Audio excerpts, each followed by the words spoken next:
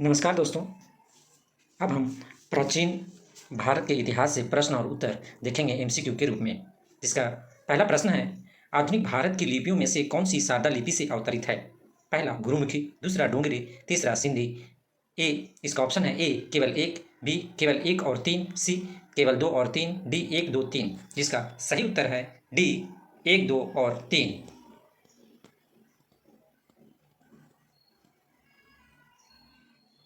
दूसरा क्वेश्चन है, द्रव्य गुण शास्त्र जिसमें चिकित्सा पादपों की विभिन्न प्रजातियों के बारे में बताया गया है, निम्न में से किसका अंग है? ए सुश्रुत संहिता, बी चरक संहिता, सी आयुर्वेद, सी डी अतिसंग हरिदे। जिसका सही उत्तर है सी आयुर्वेद।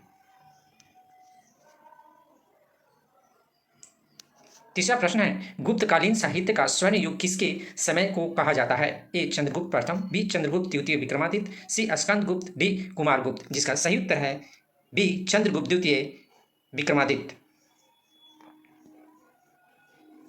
चौथा प्रश्न है, बौद्ध धर्म की एनसाइक्लोपीडिया कहा जाता है? ए बुद्ध चरित्र, बी महाविशाव, सी मिलिंद पेंद, डी विनय पिटक। इसका सही उत्तर है बी महाविभास।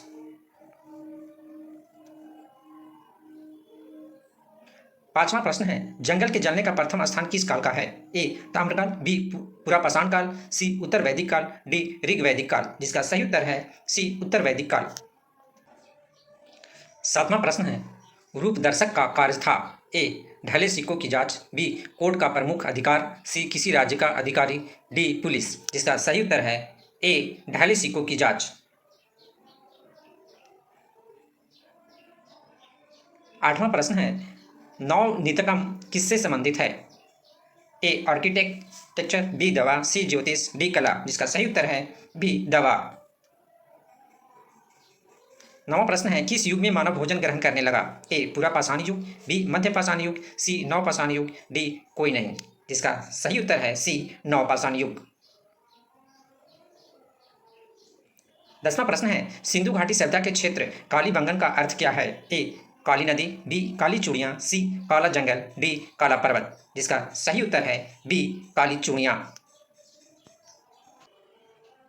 11वां प्रश्न है, गुफकराल प्रागैतिहासिक स्थल भारत के किस राज्य केंद्र शासित प्रदेश में स्थित है? ए राजस्थान, बी जम्मू और कश्मीर, सी कर्नाटक, डी उत्तराखंड। जिसका सही उत्तर है बी जम्मू और कश्मीर। 12वां प्रश्न है, निम्नलिखित में से कौन सा प्रागैतिहासिक स्थल नवपाषाण युग का उदाहरण है? ए डिडवाना, बी रिवाटो, सी लंगनाजी, डी संगनाकुल्लू। जिसका सही उत्तर है डी संगनाकल्लू।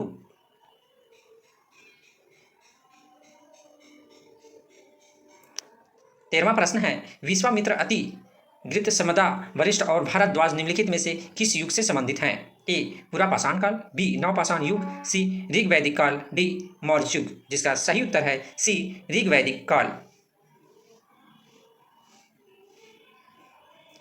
14वां क्वेश्चन है, निम्नलिखित में से कौन ऋग्वेद का उपवेद है? ए आयुर्वेद, बी शिल्पवेद, सी गंधर्ववेद, डी धनुर्वेद। जिसका सही उत्तर है ए आयुर्वेद।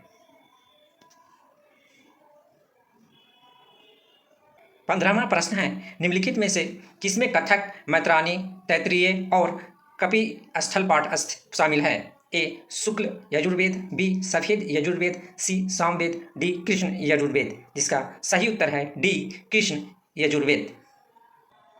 16वां प्रश्न है, निम्नलिखित में से कौन आजीवक आदेश का संरक्षक रहा है? ए प्रसेनजीत, बी चाणक्य, सी पुष्यमित्र संघ, डी इसमें से कोई भी नहीं। जिसका सही उत्तर है ए प्रसेनजीत।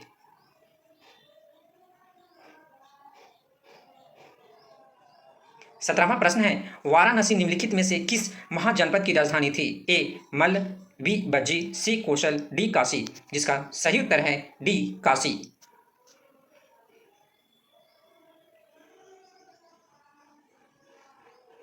18वां प्रश्न है, निम्नलिखित में से किस मौर्य राजा ने बुद्ध के अवशेषों को न केवल प्रत्येक महत्वपूर्ण नगर में पुनर्वितरित किया बल्कि उन पर स्फूर्तों के निर्माण का भी आदेश दिया? ए चंद्रगुप्त, बी बिंदुसार, सी अशोक, डी दशरथ। जिसका सही उत्तर है सी अशोक।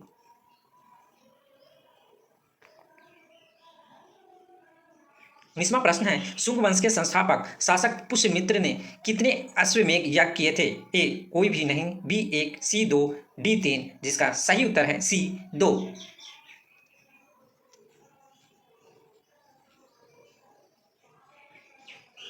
20वां प्रश्न है, नागसेन ने निम्नलिखित में से किसे बौद्ध धर्म में परिवर्तित किया? ए मिनांडर, बी मेडिट्रियस, सी गोंडोफर्नेस, डी हरमाइंस, जिसका सही उत्तर है ए मिनांडर।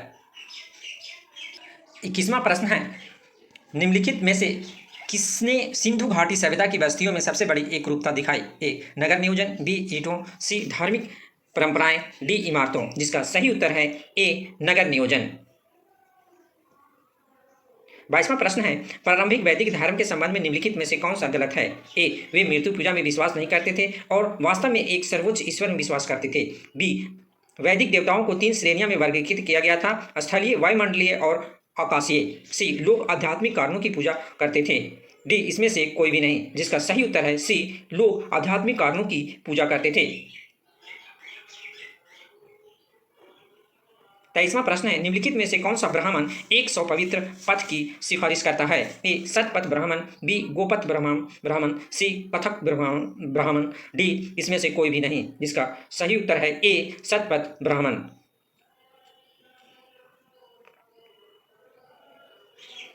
24वां प्रश्न है, कल्पसूत्र को कितने भागों में बांटा गया है? ए 3, बी 4, सी 5, डी 6, जिसका सही उत्तर है ए 3।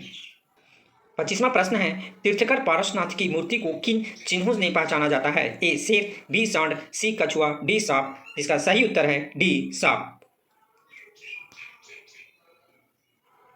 26वां प्रश्न है, राजस्थान के नाकोड़ा नामक स्थान पर निर्मित मंदिर किस जैन तीर्थकर को समर्पित है? ए ऋषभदेव, बी महावीर, सी आदिनाथ, डी पार्श्वनाथ, जिसका सही उत्तर है डी पार्श्वनाथ।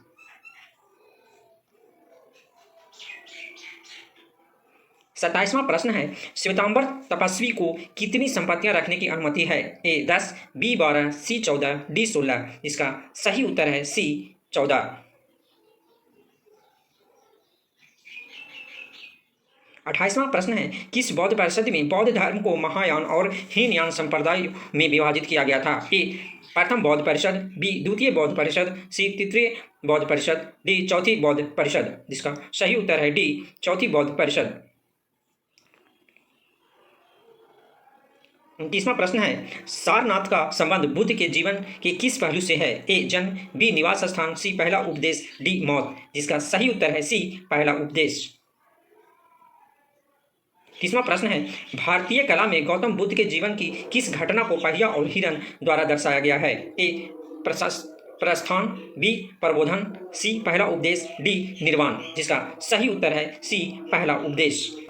31वां प्रश्न है, नागसेन ने निम्नलिखित में से किसे बौद्ध धर्म में परिवर्तन किया? ए मिनांडर, बी डेमेट्रियस, सी गोंडोफर्नेस, डी हरमाइंस, इसका सही उत्तर है ए मिनांडर। 32वां प्रश्न है, निम्नलिखित यज्ञ की सातकर्णी का शासनकाल है? ए सी 106 से 130, सी बी सी 130 से 154, सी 165 से 194, सी डी 195 से 200, सी इसका सही उत्तर है सी 165 से 194, सी।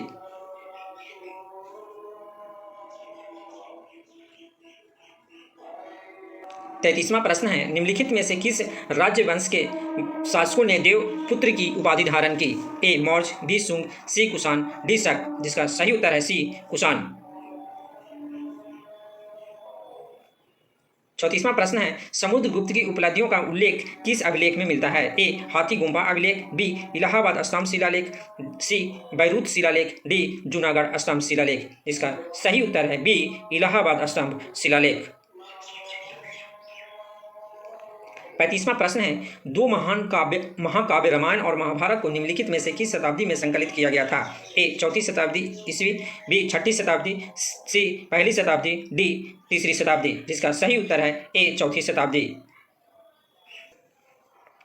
36वां प्रश्न है, निम्नलिखित में से कौन एक अस्थायी बंदोबस्ती को संदर्भित करता है जिसे एक प्राप्तकर्ता अलग नहीं कर सकता था लेकिन गुप्त काल के दौरान इससे अर्जित आय का उपयोग कर सकता था?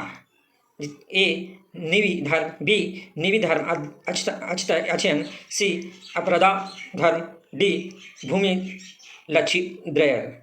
इसका सही उत्तर है बी निवि धर्म अक्षयन।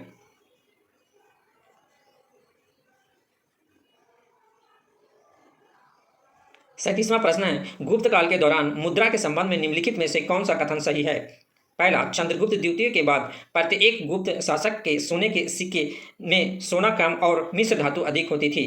दूसरा, उन्होंने बड़ी संख्या में चांदी के सिक्के जारी किए जिन्हें रुपया कहा जाता है। नीचे दिए गए कोड से सही विकल्प चुने। ए केवल एक, बी केवल दो, सी दोनों एक और दो, डी न तो एक और दो। जिसका सही उत्तर है सी दोनों एक और दो।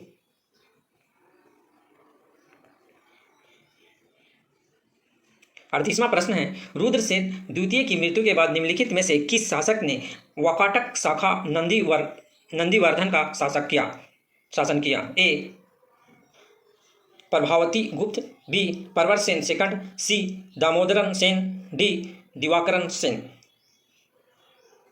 जिसका सही उत्तर है ए प्रभावती गुप्त। 39वां प्रश्न है, निम्नलिखित में से किसने हर्ष की बहन राजश्री को बंदी बनाया था और उसके पति ग्रहवर्मन को मार डाला था? A Devagupta, B Shashank, C Dhruvasena second, D Pulakeshin second. जिसका सही उत्तर है बी शशांक।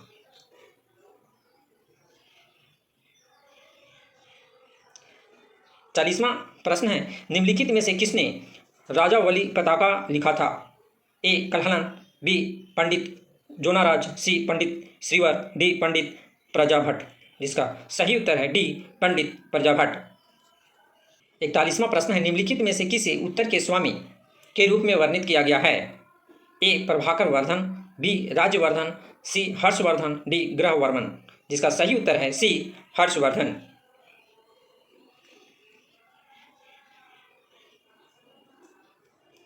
42वां प्रश्न है, निम्नलिखित में से किसे राष्ट्रकूट राजा दंती दुर्ग ने पराजित किया था?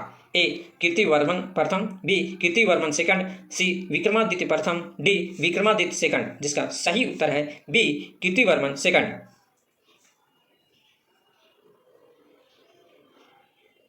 43वां प्रश्न है, अगथियाम, परिपादल, मुदुकुरुगुरु और कलारिया वीराई निम्नलिखित में से किस संगम की कृतियां हैं? ए पहला संगम, बी दूसरा संगम, सी तीसरा संगम, डी इसमें से कोई भी नहीं। जिसका सही उत्तर है ए पहला संगम।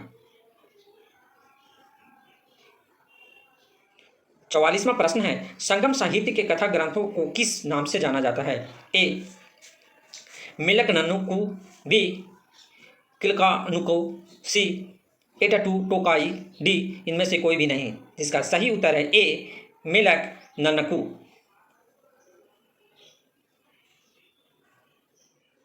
45वां प्रश्न है, वैदिक सभ्यता का विकास किस नदी के तट पर हुआ? ए गोदावरी, बी नर्मदा, सी सरस्वती, डी ताप्ती। जिसका सही उत्तर है सी सरस्वती।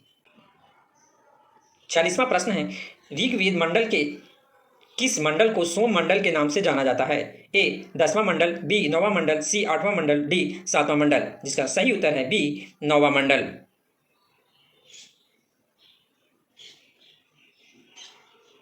47वां प्रश्न है, निम्नलिखित में से कौन सा स्तंभ एक प्रकार का रॉक कट स्तंभ है? ए मौर्य स्तंभ, बी अचमिनियम स्तंभ, सी मुगल स्तंभ, डी गोथिक स्तंभ। जिसका सही उत्तर है ए मौर्य स्तंभ।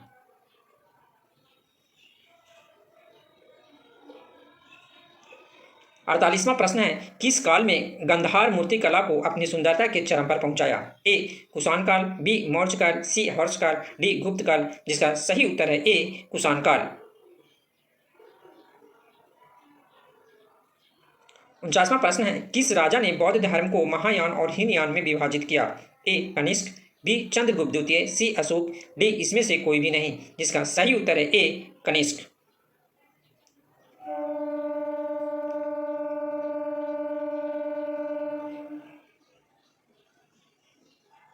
50वां प्रश्न है, 7वीं शताब्दी ईसा पूर्व में कौन सा राजतंत्रीय राज्य नहीं था? ए अवंती, बी वैशाली, सी मगध, डी कौशल। जिसका सही उत्तर है बी वैशाली। और दोस्तों इस प्रकार हमने 50 MCQ प्राचीन भारत के से किया। यदि आपको चैनल पसंद आए आप इसको लाइक, सब्सक्राइब और शेयर करना ना भूलें। जय हिंद, जय भारत।